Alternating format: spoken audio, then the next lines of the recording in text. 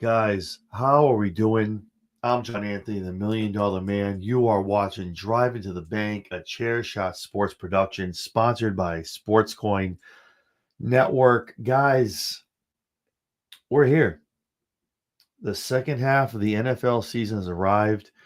If you caught us a couple nights ago, went over a good friend of mine, Brian Rango. We went over the first half of the NFL season, talking about some winners, some losers, who we're looking at for as far as winners for MVP, offensive, defensive rookie of the year, also offensive and defensive player of the year as well. So it's been an up and down year. It's been some surprises, some things we knew were going to happen, and some teams have come out of the nowhere, and you're like, wow, all right, let's go. Like let's send it, and it's good to see them here in this element. We're here to play.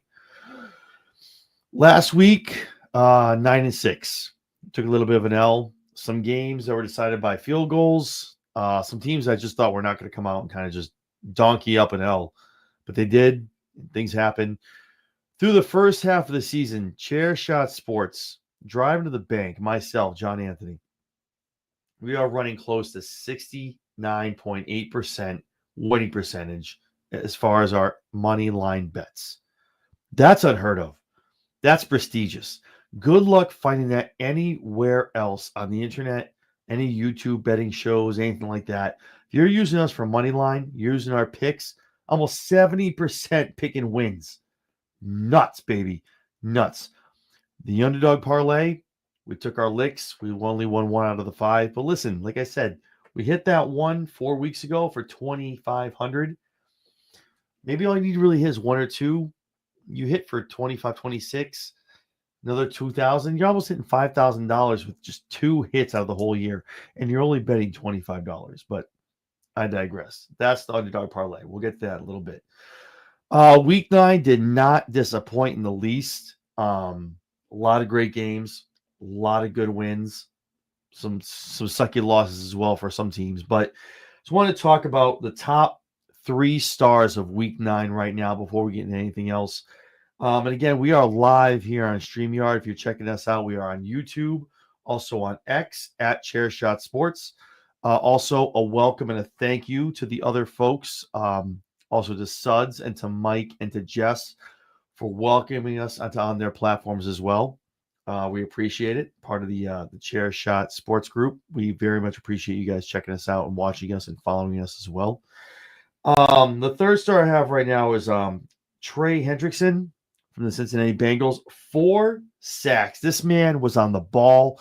Whenever there was something to be done, needed to be had, he was on it.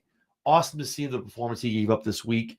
Unfortunately, it wasn't a losing effort. The Bengals were there up until the end, but Lamar Jackson said, nope, taking that from you. That's my W. And Lamar took that W for the Ravens, which is amazing to see. We'll get into that in a little bit. The number 2 star for me is Saquon Barkley. 199 yards of scrimmage. Looked amazing. And obviously, the biggest talk of the entire week was the backwards hurdle over other players. Still getting yards after that. Garnered a random drug test, which is just getting silly to me if you're in the NFL at this point. Like, what are we doing? Saquon is athletic as anything, and the man is out there doing his work, working his craft, and we're out here giving him a drug test as a reward. That's a whole other story for a whole other podcast. But Saquon gets the nod for the number 2 star. The number 1 star is a game I just referred to for the 3rd star, Lamar Jackson. Again, pretty sure he's been, out of the 9 weeks we've talked about this, he's been, I think, 3 or 4 of the times on the top 3 stars. 280 yards, 3 touchdowns, a perfect quarterback rating this past Thursday night.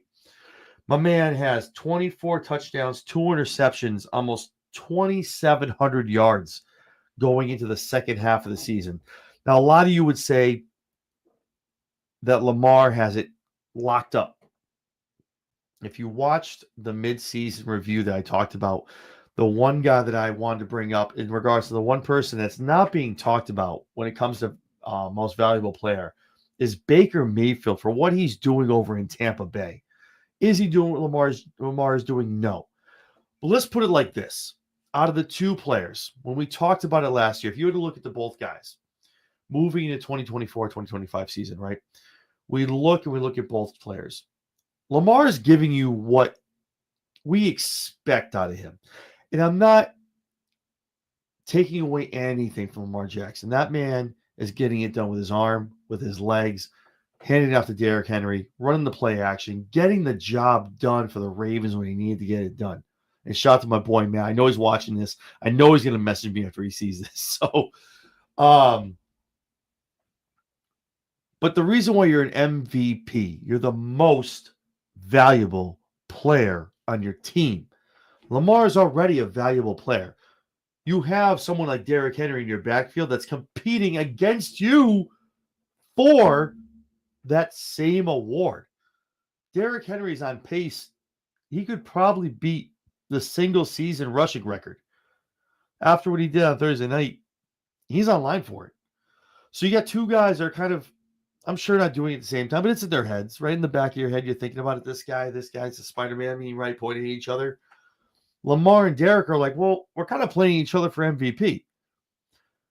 But they're doing what they're expected to do. Derrick Henry, perennial all-star, all-pro, Pro Bowl running back. Lamar Jackson, perennial in the MVP conversation. First team offense, all-pro, going to the Pro Bowl, right? Baker Mayfield, jumping around, finding a place, going out of Tampa Bay. Tampa Bay's doing a lot of rebuilding after Tom Brady left, kind of left him in a little bit of shambles, right? Baker's been getting it done. Been leading the league in touchdowns, leading second or third in yards, right? What makes him so valuable is where the team is lacking, Baker is making up for that with his arm, with his legs, building up that morale, keeping this team on course. They should have been 8-1. They should have lost that game to the Falcons. The defense coughed it up. They let him off the hook. I just feel like it's tough sometimes. And I get it, man. I'm a Niners fan. People look at CMC. CMC comes out of this bye and goes out and just tears it up. Is CMC in the running for an MVP? No. Deebo Samuel has a good year, puts up some stats. Does he go into the MVP race? No. The way I look at this is MVPs. You can be an all-star. It's the Tom Brady effect, right?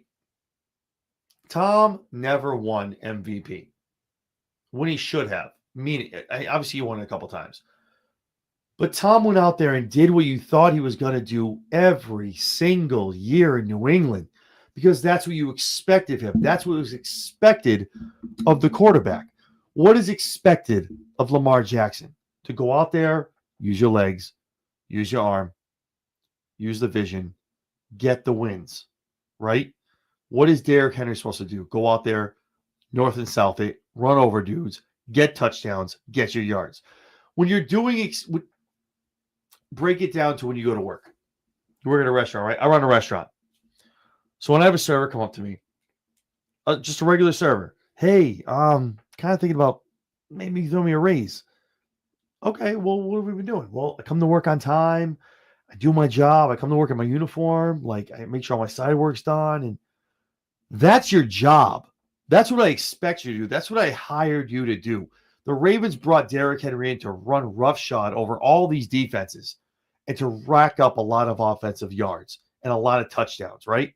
That's what he's expected to do. Lamar Jackson is expected to come out here, throw for a lot of touchdowns, get a lot of yards, get a lot of wins for the Baltimore Ravens. You're doing your job. And please, I'm telling you, man, don't take this as me saying they're not doing exceptional jobs at their job, because that's what makes you the little difference between extraordinary and extra is ordinary is that little bit extra, right? But someone like Baker Mayfield, who I'm not saying a lot of people sold him out or kind of wrote him off, but a lot of you did. He's coming out here. He's leading the league. Even with his quarterback rating, he's third in the league in quarterback rating. And he's not being discussed one time in this MVP race. I don't want the MVP race to become what the election become in the United States. It's not a popularity contest. Oh, I love Patrick Mahomes. Oh, Oh my God, I love Lamar Jackson. Oh, no. It's the guy going out there putting in the work because the team needs it. They're making the difference. That's what makes them the most valuable player. And I think it's been getting away from us for a long time. I'm not trying to be an old head and shake my head at the sky here. I just turned 40 a week ago. But listen, the MVP is the person who makes the biggest difference. Lamar Jackson isn't making a difference. Derrick Henry isn't making a difference because they're doing their job. That's what you're supposed to do. That's what we signed big contracts for. You're doing what you need to do. Mark Andrews, is he an MVP? Is he doing what he needs to do? Is he pulling in the right amount of touchdowns? Is he getting the first downs like a Kelsey is for in Kansas City for Mahomes? Is he doing that? This is what we need to look at. That's my criteria. And I hope that's what the criteria is for the people that vote for the NFL when they look at these players. Someone like a Baker Mayfield is doing all the little things and getting all the stuff done for their team when it's needed to get done. I just think it's fallen. I just think it's fallen by the wayside. I think we vote for the most popular guy. Hey, Mahomes, yeah. Hey, Lamar. And again, please, please don't think I'm taking anything away from any of these guys. These guys are amazing superstars. They go out there night in, night out, every week, kicking ass, taking names, making a statement for why they are some of the best in the NFL. But listen to what I just said. Listen to the verbiage. The best in the NFL. You're already the best. The MVP is the most valuable player on their team to bring them to become the best. So I digress. I get off my soapbox. I apologize. Don't want to go too far into that. But those are my top 3 stars for the week. Again, Lamar, chef's kiss. Amazing job Thursday night against the Bengals. It's amazing to see what Burrow and Chase do on Thursday night, and Lamar still comes and goes, nah, it's my dub. Give me that. Taking it. And the Bengals need to be that needs to be a study because they are playing great football, but yet still are lackluster when it comes to their record. So again, that's a whole other discussion for a whole other time. So let's get down to the bets. Like I said last week, we ran 96, took a little bit of the chin. We're running almost 70% betting on money line. Doing a great job. Hoping the second half we're bumping it up to 75, almost 80% on the money line as far as our picks. So let's get into this week. Guys, Bengals, Ravens, obviously that's already over. We told you we took the Ravens here, money line. We knew they were going to pull it out. It was a 5.5 point line. Ravens did it. We picked them. They won it. We're already 1-0. You can't win them all unless you win the first one. Second one, we have 49ers against the Buccaneers. Right now, the San Francisco 49ers are favored by 6.5 points. You have to understand a lot of things. The Niners right now, Trent Williams was on a podcast 2 weeks ago with CMC coming back. A lot of the guys getting healthy. Debo coming out from having pneumonia, getting healthy. A lot of the team feeling good, getting healthy, getting ready for the second half. Trent went on there and said, we're not losing another game. Now, you might think that's some fodder. That's just a lot of lip service. They did it 3 years ago. 3-4 coming out of the bye. Boom.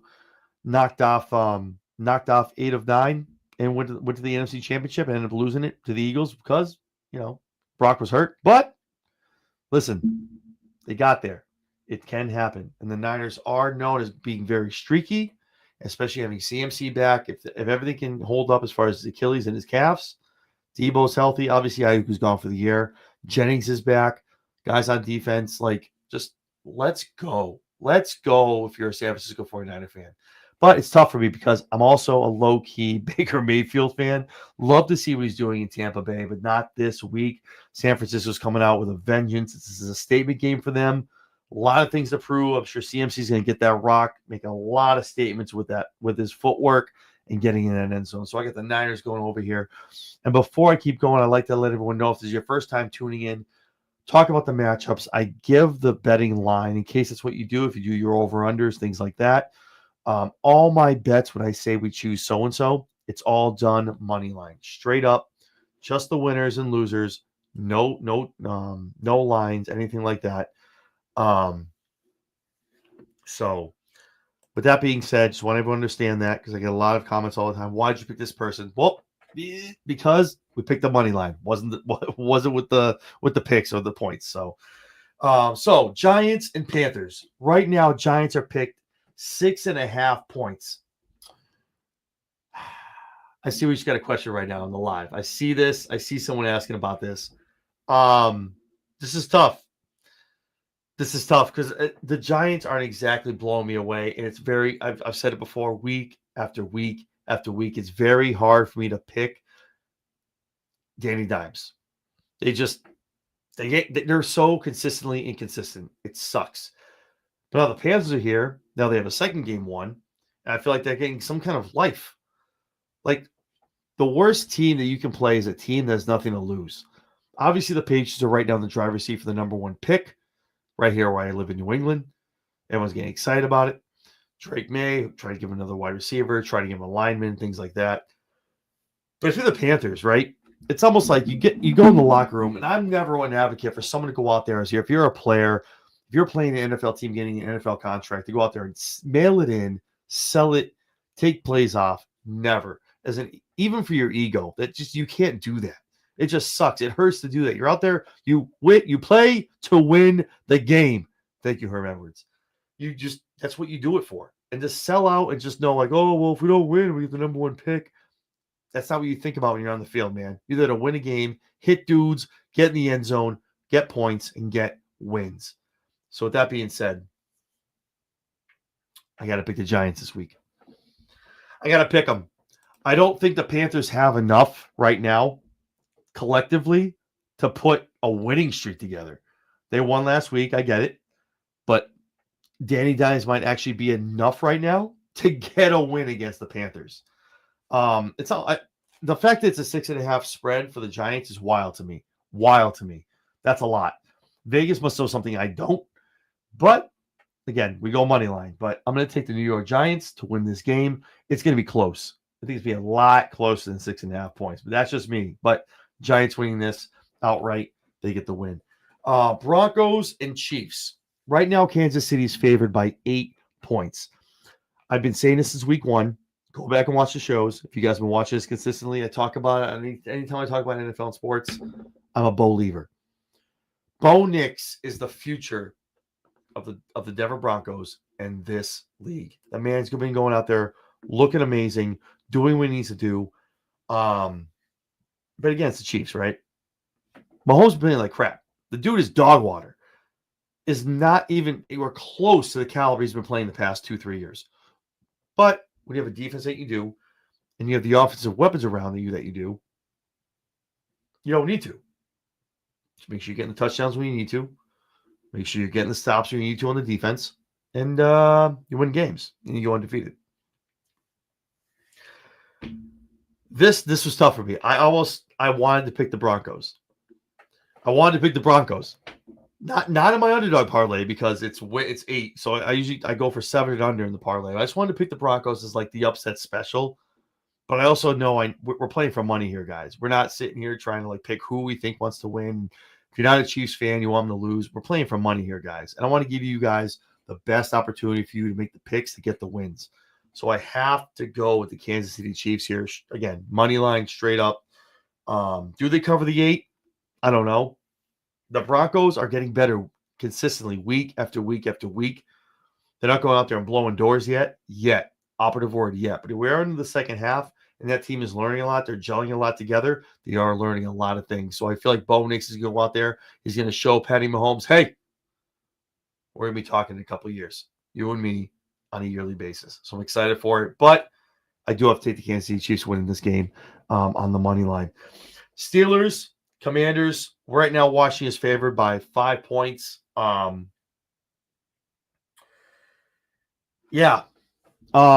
This is tough because, again, low-key, I'm a Commanders fan. Love what they're doing. Daniels is killing it, slaying the offensive rookie of the year. Rookie of the year, what he's doing at quarterback. Not only rookie quarterback numbers, but just quarterback records in general. Just doing what he's doing is amazing. But I feel like the Steelers, whether it's Russ we trust or Fields is out on that field, I feel like the Steelers are starting to put it together and they're really getting a confidence behind them, really figuring out what they need to do and what they want to do and kind of doing what they want to do on that field, offense and defensively. So I got to pick the Steelers. And it kills me to do that because I've been taking the Commanders all year, whether it be the underdog parlay or just straight up winning, taking the Commanders, and they've been very, very good to us here at Chair Shot Sports. Very, very good to us.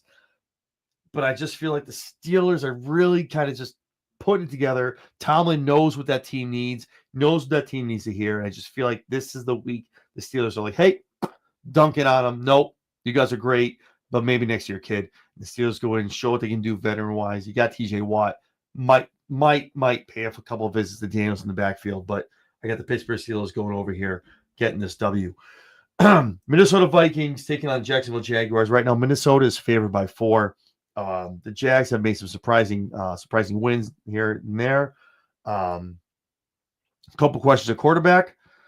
We might see Mac Jones actually starting this game this week. We won't know until game time. With that being said, all day Minnesota Vikings. I picked them against them enough the first part of this year. I'm not going to do that again starting up the second half. So Minnesota Vikings get this win, get the dub over the Jacksonville Jaguars. Then we have the Atlanta Falcons taking on the New Orleans Saints. Right now, Atlanta's favored by 3.5. New Orleans still doesn't have Derek Carr, which makes this a no-brainer for me. Cousins is doing amazing work in Atlanta. Could quite possibly the comeback player of the year for what he's doing with the Falcons. So I got to go with the Falcons here. Falcons, they've shown they can go into enemy territory or at home. They drive down, whether it's late game, early game, whenever it is. They're getting the job done. They're getting the touchdowns. They're getting the wins against these teams, especially a beat-up team right now with the Saints. Kamara is questionable, maybe bumped up to a likely, obviously maybe playing. So we'll see what happens. But right now, I got the Falcons going over here, getting that win. Buffalo Bills taking on the Indianapolis Colts. Buffalo favored by 4 right now. It's really tough to bet against Buffalo. Josh Allen, I feel like always a second half guy. The Bills always come out strong in the second half and always go down their schedule, whatever it is in the second half of whatever year it is. They get the dubs, they get the wins, and they figure it out, get that playoff push. Obviously, they're playing in the AFC. They're going to win the AFC East. Definitely trying to play for the number 2 seed because after the Chiefs, everybody's number 2, right? Definitely playing for a solid number 2 seed. Obviously, if we're looking for a Bills-Chiefs rematch to see what happens between those two. Colts are great. Got a lot of things going on offense they need to figure out here and there. Defense is okay, but Bills are solid. Again, second half team looking to come out. Josh Allen's probably going to have a career game because that's what he does. He comes out and kind of makes a statement and kind of gives that to the team, and they move forward with that, moving the back half of the year. So I got the Buffalo Bills going over here. New England Patriots, Chicago Bears. Chicago's favored by 6.5. Everyone knows if you watch the show, I'm not a fan of Caleb Williams. I'm also not a fan of the New England Patriots. New England Patriots are right now in the driver's seat for the number 1 pick in the NFL draft if the season were ended today. Drake May, definitely getting better week after week after week, figuring things out, using his legs. I think he's definitely the future in New England. Definitely brings a dichotomy of a hybrid quarterback they have not had there for a long, long time. And nothing against Jacoby Brissett. I know he's getting old. He's been there before. He's getting a little older, long in the tooth, a little older. But May, I think, will bring what they need as far as a mobile and throwing quarterback. I think a lot of people are going to gravitate to that, want to come here and build back a winning culture here in New England. With that being said, the Bears do have a decent offense. Caleb Williams has been figuring some things out since getting here to the NFL as a rookie, and is the New England Patriots. So, if we're talking about wins here on the money line, I got to take the Bears. Chicago Bears get this outright over the New England Patriots. So then we got Tennessee Titans taking on the Chargers. Chargers right now favored by 7.5. Titans, though they won last week against New England, but you're also playing against New England. So that's kind of a gimme. The Chargers are kind of figuring it out on offense and on defense. Defense has been stepping up a lot for the Chargers, and I think that's the key component for them to move forward in the AFC and get into those playoffs and make a run if they do. You need that defense to make stands and keep them out of the end zone and keep them kicking field goals. So it's great to see that happening for the Chargers. I got them going over here on the Titans money line. Philadelphia Eagles, Dallas Cowboys. Philly's favored by 7. You all heard what's going on with Dak Prescott. At this point, the Cowboys are a wash. They've been a wash, unfortunately. Sorry to say for anyone. Again, guys, remember, it's not just the logo. It's a rating. With that being said, Eagles been taking on the chin for the first part of the year. I told a lot of people had the blueprint. Last half of last year, back half of last year, I apologize. People were figuring it out. You get your cute little tush push. That's awesome. But people figured out what you were doing offensively, what you did when you got down to second and third down. They were making it, figuring out what they were doing to them. Can't really put the Cowboys right now. Cowboys are in disarray. I don't think anyone knows what's going on down there. They don't have Dak's on the IR. He's on the IR. Is he missing the whole season? He's getting surgery. Who's playing? Who's doing this? Are they going to try to get a quarterback? Obviously, the free agency period is come and gone. So I'm going to take the Eagles. I feel like Dallas has a lot going on right now. I think Philly's going to capitalize on that. Again, they are favored by 7. We're going to take them on the money line to win this straight up against the Dallas Cowboys. New York Jets versus the Arizona Cardinals. This is a funny game to me. I'm taking a look. It's a pick 'em. It's even.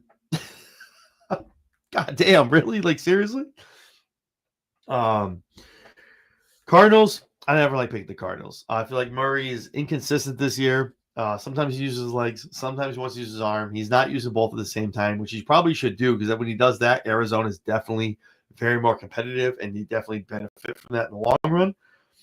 The Jets, New York, I feel like Aaron Rodgers is getting a little bit of tick of confidence. Seeing what they did this past week, you're getting a little bit of confidence. Build on that. Build on that. Brick by brick by brick. If you give Aaron Rodgers a little bit of confidence, and that team's just getting a little confident around him, they start buying into it, buying into the darkness and seeing the light, things like that. Whatever Aaron Rodgers does in his offseason, he's bringing people along. People are buying into it. Guys, we can do this. Let's go. Come on. We got the wins here. Let's go. I got to take the Jets, man. It's an even pick, but I got to take the Jets to win on the money line. And then we have the Lions and the Texans on Sunday Night Football. Right now, Detroit is favored 3.5. The Texans are one of the bigger disappointments right now in the AFC. I thought he'd come out and get a lot more. Stroud, I thought, was going to have a banner year, doing a lot of things for this team.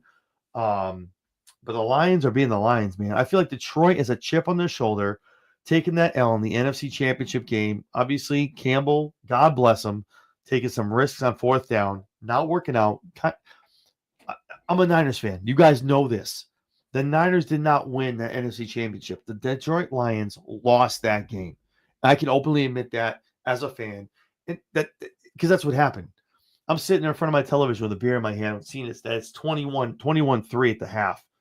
And then we come out, and then you get 2 fourth down plays that let the Niners go down and score each time. That's a win is a win. If you're Shanahan and the Niners, you're walking out, a win's a win. It is what it is. So I think the Lions have a chip on their shoulder. They know what the goal is. It's not having the best record. It's having enough record to have home field advantage, or at least 1 or 2 seed. But the goal is to get to the NFC Championship game and to get to that Super Bowl, because they know what they had and they gave it up to the Niners. And I'm really, really hoping it ends up being NFC Championship, Niners versus Lions. I'd love to see those two teams go at it one more time and see what we get out of that. Then we come to our Monday Night Football game. We have the Miami Dolphins taking on the St. Louis Rams. The Rams are favored by 1. 1, guys. This is wild. Obviously, we have Tua. You have the Dolphins. They're playing okay. You have the Rams, who are very inconsistent right now. So if we're taking a look at this, obviously, we're in the hometown of the Rams. We're at their stadium. I think Tua feels like he has a lot to prove. And as long as he stays injury-free and he has the weapons around him, Tua gets it done. He really does. I think this past game is a rust game. Rust game, not a rust game. So I think the Dolphins figure it out this week, and they get a dub against the Rams on the money line. So that's how I see the week. Now, the most important part of the show, I know what you guys all tune in for $25, the weekly underdog parlay. Now, this parlay is nothing outrageous, nothing outlandish, okay?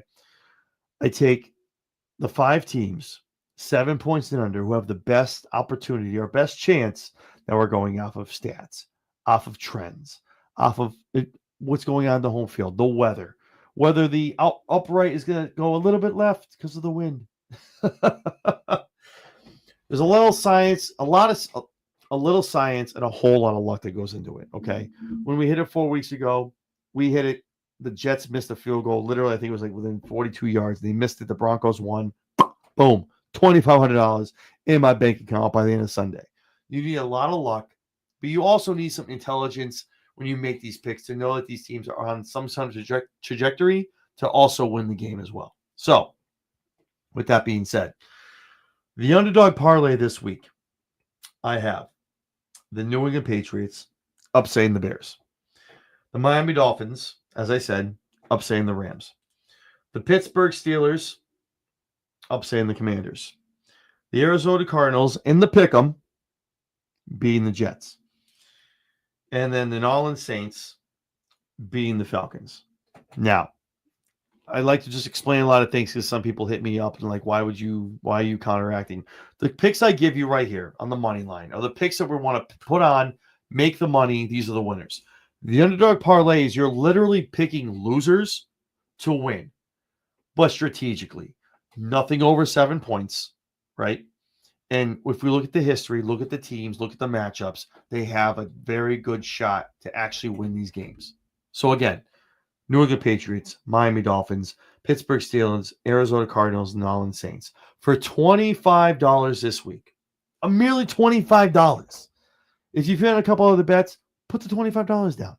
Because for that $25, you're going to get for $1,969, almost $2,000. Drop it into your bank account on Sunday night. Think about what you can do with that. The holidays are coming up. Thanksgiving's coming up. Get the early shopping done. You know what I mean? Buy the missus, buy the mistress, buy the wife, buy the girlfriend something nice with that extra $2,000. But I'm telling you, you might not have to. You might not can't afford it, but you can't afford to not make these picks. When they hit, guys. And I'm telling you, I know there's some weeks we hit 1 out of 5, but there's a lot of weeks we hit 3 out of 5 and some out of 4 out of 5. Eventually, I'm telling you, the luck is going to hit with the strategy. You're going to hit that 5 for 5. You're not going to not want to be on that bus when it hits. I'm telling you. But with that being said, that's the underdog parlay for the week. So if you want to get on, $25 exclusively bet on the DraftKings Sportsbook. So, guys, like I said, week 10, we're here. We're in the back half. I say it all the time. I cannot believe how fast this season goes by. We look forward to it for the 5 months in the summer. We pray for preseason. Finally, it's week 1. Next thing you know, we're celebrating a Super Bowl champion. And then we're looking into the draft and fantasy football and how our teams can rebuild and what they're going to do the year going forward. So it's wild to me how fast this year goes by. But with that being said, guys, I appreciate you joining me here on Drivin to the Bank again. I'm the $1 Million Man, John Anthony. All your money stays and plays with me. Again, guys, check out the picks, check out the underdog parlay. We will talk to you soon next week. Good luck and happy betting.